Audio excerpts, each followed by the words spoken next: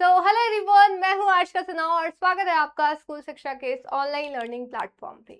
आज की इस वीडियो में हम लोग बात करेंगे जेएनवी क्लास 6 की कंप्लीट इंफॉर्मेशन के बारे में। जो भी आप जानना चाहते हो 2027 में जो जेएनवी का पेपर होने वाला है, उन सारी बातों के बारे में हम लोग यहाँ डिस्कस करने वाले हैं। तो अगर अभी तक आपने चैनल को सब्सक्राइब नहीं किया है तो जरूर से कर लीजिए, ताकि आगे आने वाली अपडेट्स आपसे मिस ना हो। तो सबसे पहले तो यहाँ बात करें कि जेएनवी में आपके कितने स्कूल है, तो अराउंड 665 स्कूल्स जो है हमें देखने को मिलते हैं। हर एक डिस्ट्रिक्ट में जो है वो आपका जेएनवी है, लेकिन तमिलनाडु को छोड़कर।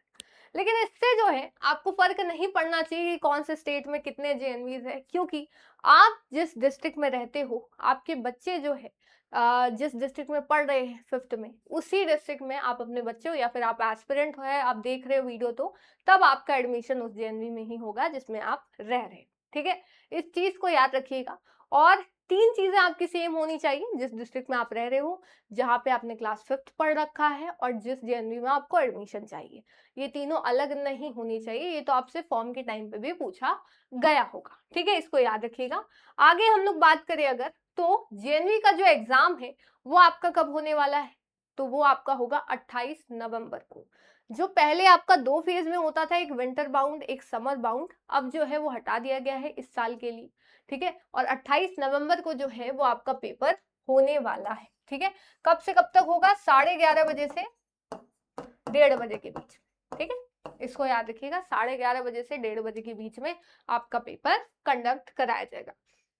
अब बहुत लोगों के मन में सवाल है फॉर्म भरने के बाद कि मैम एडमिट कार्ड जो है वो कब आएगा। एडमिट कार्ड आपके एग्जाम के जस्ट 1 महीने पहले आता है। तो अगर 28 नवंबर को एग्जाम है तो ऐसा माना जा सकता है कि अक्टूबर के एंड में या फिर नवंबर के फर्स्ट वीक में आपका एडमिट कार्ड रिलीज कर दिया जाएगा। और एडमिट कार्ड आपको मिलेगा कहाँ? तो जिस पोर्टल पे आपने रजिस्ट्रेशन किया है उसी पोर्टल पे आप जाओगे, वहां पे एक लिंक जनरेट हो जाता है एडमिट कार्ड के लिए। आप वहां क्लिक करोगे, रजिस्ट्रेशन नंबर जो आपको रजिस्ट्रेशन के टाइम पे मिला होगा उसको डालने के बाद डेट ऑफ बर्थ डालोगे तो आपका एडमिट कार्ड आ जाएगा। आप वहां से उसको डाउनलोड करके प्रिंट करा के एग्जाम में ले जा सकते हो। ठीक है, तो ये बात रही एडमिट कार्ड की। फिर सब पूछते हैं कि रिजल्ट कब आएगा। तो एडमिट कार्ड जो पहले अलग अलग फेज में एग्जाम होता था, तो एडमिट कार्ड भी उनका अलग अलग आता था। उनके एग्जाम से जस्ट 1 महीने पहले रिजल्ट भी अलग अलग आता था। तो अब जो है एग्जाम एक दिन पे जो है होने वाला है। तो रिजल्ट आपका मार्च के महीने में देखने को मिलता है। मिड मार्च में जो है 15 से 20 मार्च के अराउंड आपका रिजल्ट आ जाता है। इस बार थोड़ा पहले एग्जाम हो रहा है, तो कह सकते हैं कि 10 से 15 मार्च के बीच में आपका रिजल्ट आ जाता है। ठीक है, उसके बाद जिन जिनका क्वालिफाई कर जाते हैं उनके पोर्टल पे शो कर देता है कि आप क्वालिफाई हो चुके हो। फिर उनको कॉल आती है एंड देन वो अपने जेएनवी में जाते हैं। ठीक है, तो ये पूरा का पूरा प्रोसेस है जेएनवी में एडमिशन लेने का। आगे बात करें तो एलिजिबिलिटी क्राइटेरिया क्या है। मैंने आपको बताया कि क्लास 5th आपकी उसी डिस्ट्रिक्ट में होनी चाहिए जिस जिले में आप अभी पढ़ रहे हो क्लास 5th। ठीक है, और आप वहीं रहने चाहिए। आपको रेसिडेंट सर्टिफिकेट दिखाना पड़ता है, तो आप वहीं जो है वहीं के निवासी होने चाहिए, ये याद रखिएगा। और गवर्नमेंट रिकॉग्नाइज स्कूल में आप पढ़े होने चाहिए। ऐसा नहीं कि कोई भी स्कूल में आप पढ़ रहे हो, ऐसा स्कूल जो गवर्नमेंट के द्वारा रिकॉग्नाइज्ड हो। और आपकी डेट ऑफ बर्थ जो है ये सबसे इंपॉर्टेंट है, सबसे इंपॉर्टेंट है। 1 मई 2015 से 31 जुलाई 2017 के बीच में आपकी डेट ऑफ बर्थ होनी चाहिए, नहीं तो आपको एडमिशन नहीं दिया जाएगा, फॉर्म भी फिल नहीं कर पाओगे। ठीक है, चलिए आगे चलते हैं। कैंडिडेट जो है जो क्लास 5th में अभी इस सेशन में है वही सिर्फ एग्जाम दे सकते हैं। अगर आप 31 जुलाई के पहले जो है वो पास कर चुके हो तो फिर आपको नहीं मिलेगा, मतलब आप क्लास 6 में आ चुके हो। आप अभी 2027-28 के सेशन में 6 में जाने चाहिए, यानी 26-27 के सेशन में, अभी के सेशन में आप क्लास 5 में होने चाहिए। और दोबारा कोई भी जेएनवी का एग्जाम नहीं दे सकता किसी भी सिचुएशन, मतलब आप 6th में एक बार ऑलरेडी दे चुके हो एग्जाम, तो दोबारा आपको दिया जाने नहीं दिया जाएगा। ठीक है, और साथ साथ ये भी चीज है कि पहले तो आप दोबारा जेएनवी नहीं दे सकते, लेकिन ये नहीं है कि आप क्लास 6 का दे दिए तो 9th का नहीं दे सकते। 9th का दे सकते हो, 11th का दे सकते हो, लेकिन हाँ दोबारा आप एक ही क्लास का जेएनवी नहीं दे सकते। ठीक है, ये चीज ध्यान रखिएगा। आते हैं रूरल कैंडिडेट्स के बारे में बात की जाए, तो रूरल कैंडिडेट्स को 75% जो है वो दिया जाता है रिजर्वेशन, सीट्स उनके लिए आरक्षित होती। तो आप कैसे माने जाओगे रूरल कैंडिडेट? पहला, अगर आप रूरल एरिया में, आपका रेसिडेंट सर्टिफिकेट जो है वो रूरल एरिया में आता है। दूसरी चीज आती है आपकी कि आपने 3rd, 4th और 5th क्लास तीनों रूरल एरिया में पढ़े हैं। अगर एक भी दिन आपने किसी अर्बन स्कूल में पढ़ा है तो फिर आपको एक अर्बन कैंडिडेट, शहरी इलाके का जो कैंडिडेट है वो मान लिया जाएगा। आप रूरल कैंडिडेट नहीं रहोगे, आपको रिजर्वेशन नहीं मिलेगा। ये चीज याद रखिएगा, यहाँ पे आपको बताई गई।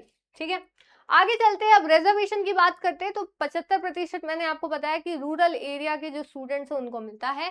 साथ साथ कैटेगरी बेस्ड रिजर्वेशन है, यानी कि आपका 15% एससी को, 7.5% एसटी को और 27% ओबीसी को रिजर्वेशन मिलता है। ईडब्ल्यूएस का यहाँ पे कोई भी रिजर्वेशन का क्राइटेरिया नहीं। ठीक है, फिर आपकी 1/3 सीट जो है वो गर्ल्स के लिए रिजर्व होती है, 3% दिव्यांग स्टूडेंट्स के लिए होती है। ट्रांसजेंडर के लिए अलग से ऐसा कोई कैटेगरी नहीं बनाई गई है, उनको बॉयज की कैटेगरी में रखा जाता है। अब वो किसी भी कैटेगरी में आगे हो, मतलब जनरल, ओबीसी, एससी, एसटी जिसमें भी आए, ठीक है, तो बॉयज की कैटेगरी में उनको रखा जाता है।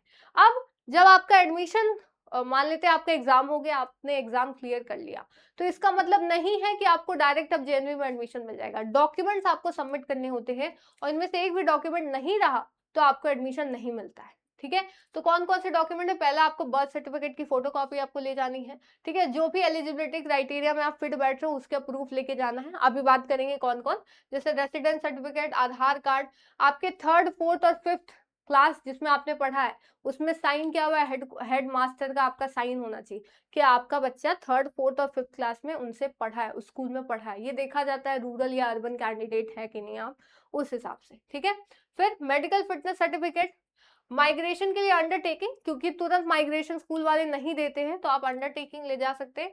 अगर डिसेबिलिटी सर्टिफिकेट मतलब एप्लीकेबल है, अगर आप दिव्यांग कैटेगरी से आते हैं तो आपको लेकर जाना होगा। कैटेगरी सर्टिफिकेट एससी एसटी के है तो, ओबीसी के लिए आपका सेंट्रल वाला जो होता है वो आपको बनवाना है। ठीक है, टीसी जो है वो सबसे लास्ट में लिया जाता है, जब आपका सारा डॉक्यूमेंट वेरिफिकेशन हो जाएगा तब सबसे लास्ट में आपके स्कूल का टीसी यानी ट्रांसफर सर्टिफिकेट जो है वो सबमिट कराया जाता है। तो ये है वो सारे डॉक्यूमेंट्स। फिर आते हैं लैंग्वेज, जो आपने फॉर्म भरने के टाइम पे ही सिलेक्ट किया होगा। जैसे आप अगर बिहार से है तो इंग्लिश, हिंदी और उर्दू में दे सकते हैं।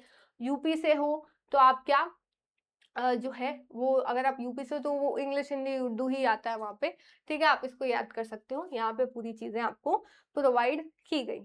ठीक है, तो ये ध्यान रखिएगा। जैसे अगर आप यूपी से तो इंग्लिश, हिंदी, उर्दू हो गया। ठीक है, वेस्ट बंगाल से तो इंग्लिश, हिंदी, बंगाली, नेपाली, उर्दू हो जाएगा, तो ये ध्यान रखिएगा। ठीक है, ये सारी चीजें। अब आते हैं एग्जाम पैटर्न के बारे में कि सवाल आपके कैसे आते हैं।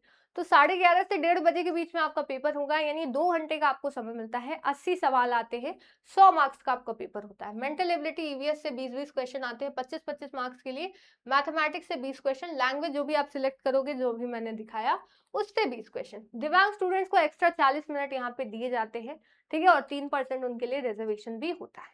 अब बात करते हैं सिलेबस की।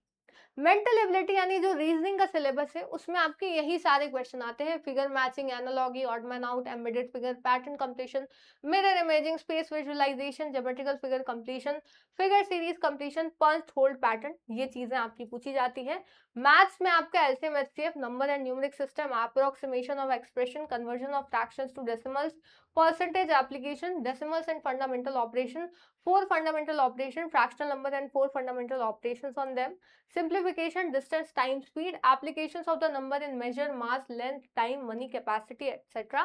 Factors and multiples, profit loss, perimeter area and volume, simple interest. ठीक है, नया सेक्शन जो आपका ऐड हुआ है ईवीएस, उसमें आएगा नेचुरल वर्ल्ड, जिसमें transportation, rivers, mountains, plants, animals और land and water, natural disasters, type of houses, shelters, water cycle etcetera, human body से food and nutrients, hygiene and cleanliness, super senses, basic knowledge of internal system, digestive, circulatory, respiratory system, ये सब पूछा जाएगा। फिर science and daily life, जैसे food preservation, water and air pollution, conservation of water and soil etcetera.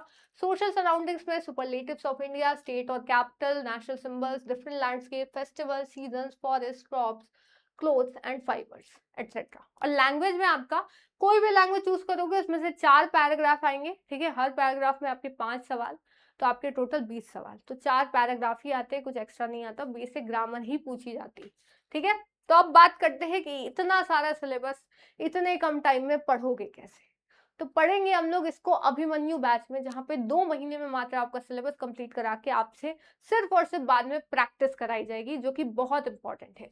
ठीक है, तो आप इसको ज्वाइन कर सकते हो हमारे अभिमन्यु बैच को, जिसके एडमिशन स्टार्ट है 3 अगस्त से इसकी क्लासेस स्टार्ट हो जाएंगी। वैलिडिटी आपके जेएनवी के एग्जाम होने तक, इवन सैनिक स्कूल के एग्जाम होने तक आपको जो है वैलिडिटी मिलती है। ठीक है, आप कहीं भी रिकॉर्डेड क्लासेस है, आप कहीं भी डाउनलोड करके पढ़ सकते हो आराम से।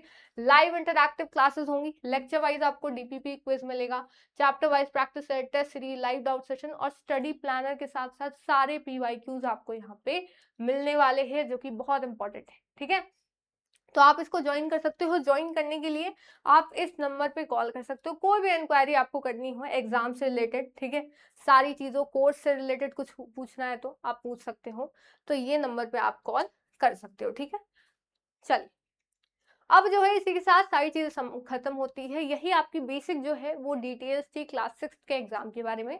उम्मीद है आपको सारी चीज़ें समझ में आई होंगी। अगर कोई भी डाउट हो तो आप कमेंट सेक्शन में पूछ सकते हो, आपको रिप्लाई मिल जाएगा। मिलते हैं फिर नेक्स्ट वीडियो में, तब तक के लिए thank you so much, bye bye, जय हिंद, जय भारत।